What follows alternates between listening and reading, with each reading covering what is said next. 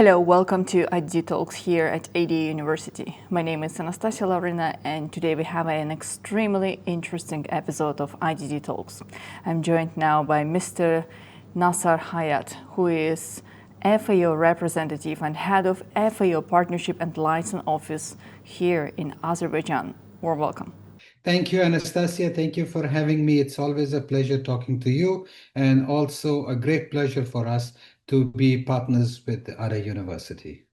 Thank you so much. So the beginning of 2026, and we are so much too keen to know more about the perspectives for cooperation between your organization and Azerbaijan, as Azerbaijan is indeed a very important member of Food and Agriculture Organization. So the first question will be more or less broad about the scope of your work. In practical terms, what makes Azerbaijan an important member country for FAO? Thank you. Well, I would start by saying that, every member country for FAO is very important. And now, focusing down to Azerbaijan, we look at Azerbaijan as a very, very important partner for FAO. And that is why the office that we have in Baku is called the Partnership and Liaison Office. So it's not just an ordinary FAO office as we have in many, many other countries, but this one is a Partnership and Liaison Office. So why is a partnership between FAO and Azerbaijan important? We have to look at it from two perspectives. One is the developmental context. So Azerbaijan is one of those countries that is facing a multitude of developmental challenges: climate change, water stress, soil degradation, preservation of biodiversity, and so on and so forth. So these are all some of these technical challenges for which we work together with Azerbaijan to find solutions. So the solutions that we find here we then move on to other places and can be replicated in many other places with similar development context. And another aspect of looking at it is the geographic location of Azerbaijan. We are in a place that connects Central Asia on one side, Eastern Europe on the other side, and then Caucasus on the third side, with the middle corridor coming up. We are going to be a hub of global business activity in very near future.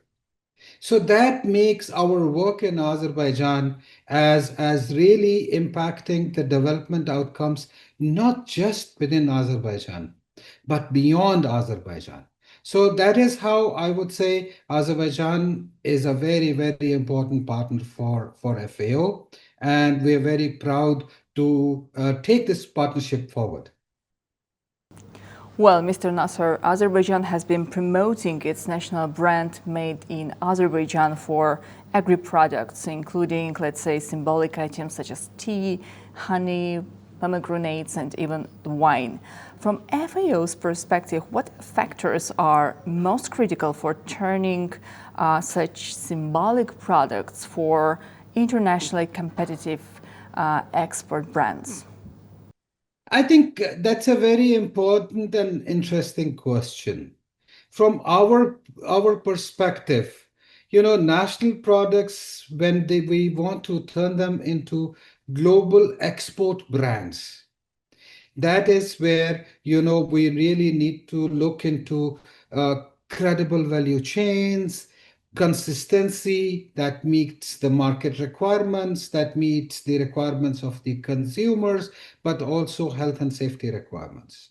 So that is where FAO, recognizing this very important aspect of agri exports and agri businesses, and that every country has something unique to offer. You mentioned pomegranate, honey, tea for Azerbaijan. So looking at this very important aspect of market and agriculture interaction, FAO has launched a program that we call One Country, One Product.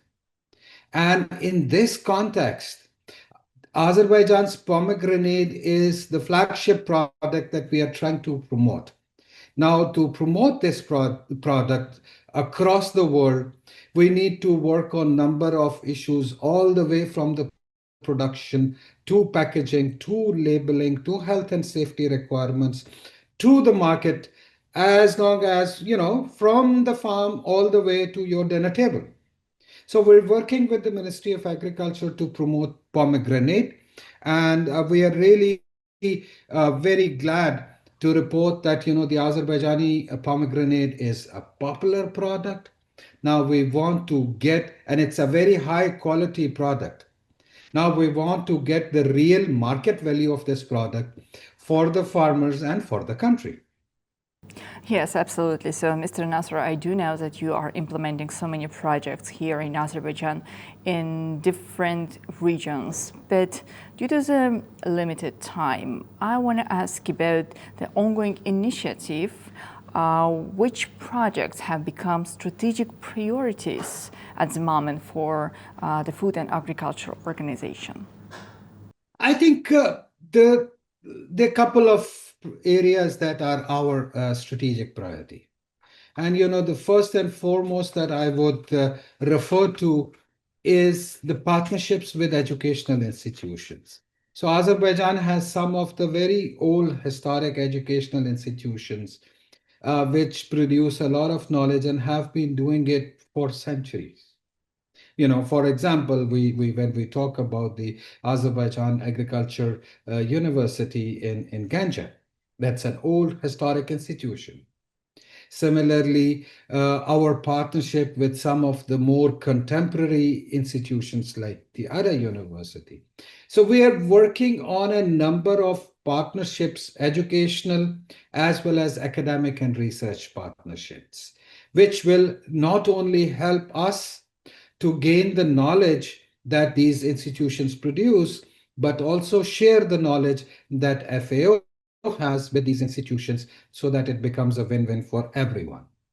The second area that I would really want to say is extremely important for Azerbaijan's agricultural development is climate change adaptation. Now, climate change is a reality and we have to live with it. Now, how do we adapt to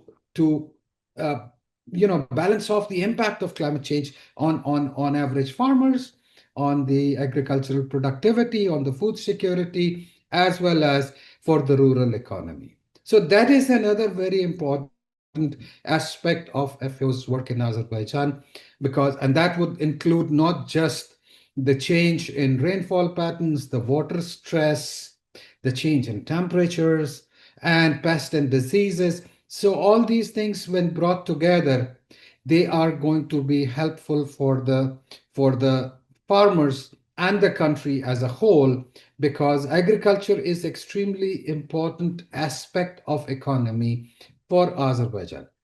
We look at agriculture as just 7% of the national GDP.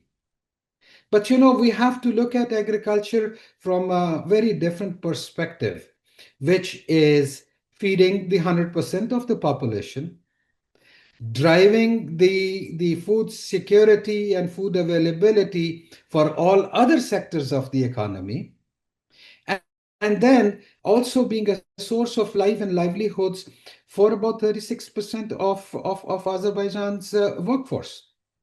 And if the rural production systems are not doing good, are not profitable, what is going to happen is that we will see more and more people coming over to the urban centers. So if more people come to Baku, for example, Baku is already a large city. So can we afford to bring in more people from the rural areas in Baku? Will we be able to create more jobs for them? Will we be able to create more schools, hospitals, colleges, infrastructure, so on and so forth? So we really need to look at agriculture from a completely different perspective. So that is something that that interact also not just with the climate change adaptation, but with also a policy and institutional strengthening within the public sector. So we are working with the Ministry of Agriculture, with the Ministry of Ecology, as well as a number of other government and non-government academic partners to ensure that agriculture continues to be profitable and continues to attract young people so that we have a thriving rural economy in Azerbaijan. Mr. Nasser, I do remember before we had a very interesting talk with you, and that time you spoke about the work your organization was doing and was willing to do on the liberated lands in Azerbaijan, in Karabakh and in Zangezur.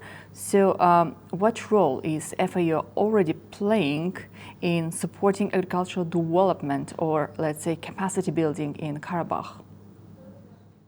I think Karabakh is a very important area for agricultural and natural resource development, because if we look at the Karabakh region, it is resource rich. It has all the natural endowments, including the climate and the water and the forest cover. So Karabakh is really important from it's important from a multitude areas of views, but from purely an agriculture natural resource basis, it's really an important region, and our mandate covers the entire of Azerbaijan, and Karabakh being part of that. But if we look at our engagement with Karabakh region, we just completed a project in Aghali village, which was really introducing a new way of doing agriculture in the villages, which is what we call the Digital Village Initiative. So wherein we not only brought in, the farmers that were there, we not only helped them to restart agricultural activities, but also using the modern technology, whether it is greenhouses, whether it's production system, it's marketing, it's growing the best quality food and marketing their products to nearby high value market. So that was a small project which we did as a pilot. We are looking at getting more resources, and as soon as we have more resources, we are very happy to support the redevelopment of Karabakh. There is a huge infrastructural development going on in Azerbaijan, in Karabakh region. But if we want to support the agricultural development, we are there to support. We are there to help the government and the people in Karabakh region to restart their agricultural activities. So yes, Karabakh is important for us. Absolutely. I also know that FAO is doing a great job in support of the small farmers. So what kind of support mechanism, financial, technical, or market-oriented, are most needed for small farmers to adapt to today's challenges? Thank you. Thank you for bringing in the small farmers in this discussion. These small family farmers, they're small in terms of their land holding sizes, but they are not small in any other aspect of their work. Globally, if we look at 80% of the food is one way or the other produced by the small farmers. Now, when we zoom down to Azerbaijan, this percentage is around over 90% of the food is produced by the farmers that we quote unquote call them small farmers. So small farmers are very important players of the food systems. And unless we support them, we are not getting any meaningful impact on the food systems in any country, including Azerbaijan. Having said this, there are a number of challenges that these farmers face, like in many other places. One of the issues is climate change adaptation. That needs resources, that needs money, that needs technology, that needs training. So we have to provide these aspects or these needs to small farmers. Similarly, if we look at the financing requirements, the agri-finance, access to finance, because changing agricultural models and changing equipment and making investment in their land, they need finance. So that's another aspect that we are helping the Ministry of Agriculture, especially to support these farmers to get these to have access to agri-finance. Then another very important aspect is the land holding patterns. You go and you visit a lot of rural communities, I know, but if you see an average Azerbaijani farmer's land is not in one parcel. It is in multiple small chunks. So if the average holding size is already low, and then we divide that average holding size into number of parcels. On an average, an Azerbaijani small farmer has about 2 hectares of land. That too in 2 or 3 chunks. So we are looking at really a challenging situation. So that is why we are also helping the government to come up with some kind of a community-driven and acceptable land consolidation system so that, my 2 hectares are in one place and your 2 hectares are in one place. So that is another aspect.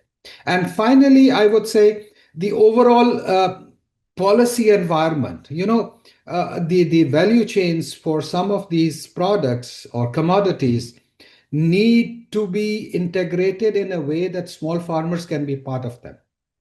Rather than creating a parallel separate channel for the small farmers, we are trying to bring them into the mainstream because we believe that they are the key players in the food systems in Azerbaijan. So with this, all these things put together, we are unable to do all these things together on our own. So we are working with a number of partners that includes the Ministry of Agriculture, the Ministry of Ecology, the Ministry of Economy, the educational institutions, and also media like you. Thank you.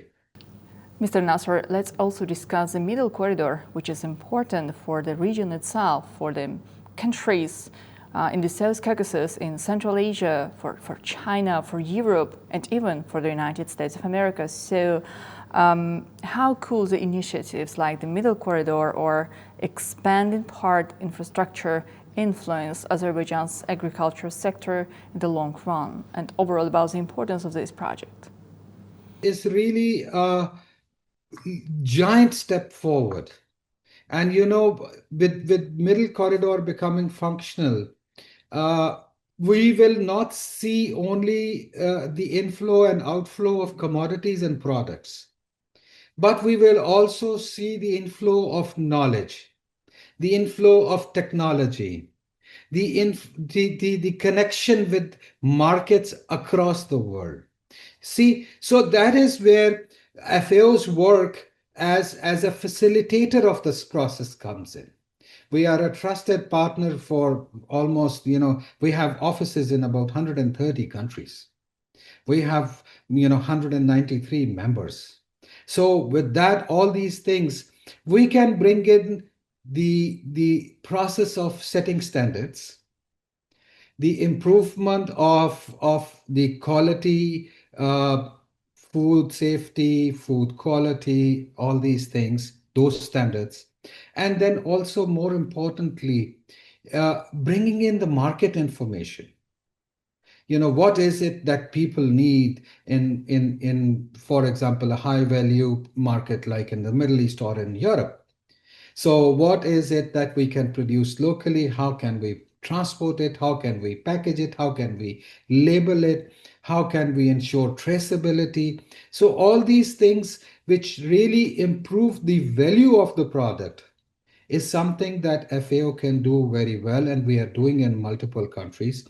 We are ready to take up this responsibility in Azerbaijan also, because as and when we have some resources available, we would be very happy to move forward to start some kind of an activity together with our partners within the government, within the academia, civil society, media, and the farming communities to work on this very important aspect of the middle corridor. So it's not just bringing in the commodities. We just don't want Azerbaijan to be only a place of transit. We want Azerbaijan to be a country and a society and an economy that makes the best benefit for itself and its people.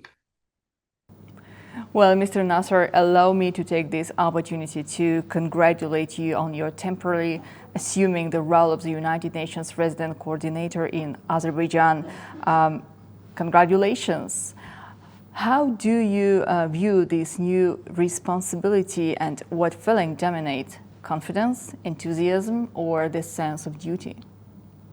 Thank you very much. Thank you for your kind words. I'm just the temporary occupant of this seat, keeping it warm for my colleague to come in and take over this responsibility. But having said this, I have been in Azerbaijan for more than 2.5 years.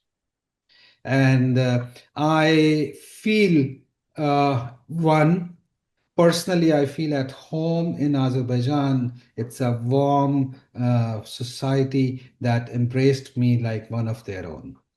So that brings a lot of responsibility on me, because everything that I do, I have to be very, very careful and cautious so that it works for not only for the mandate of the United Nations and for the mandate of Food and Agriculture Organization, but also I'm responsible to myself. And as I keep on repeating to my friends and colleagues, my responsibility does not end with being responsible to the UN system or to my bosses in Rome, but also to the communities and to the people in whose name I work.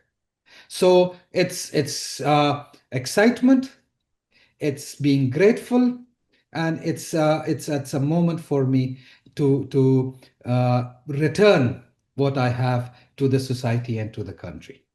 Well, Mr. Nasar, thank you. Thank you so much for joining IDDTalks today. We wish you good luck. Thank you. Thank you. Thank you very much. Have a good day.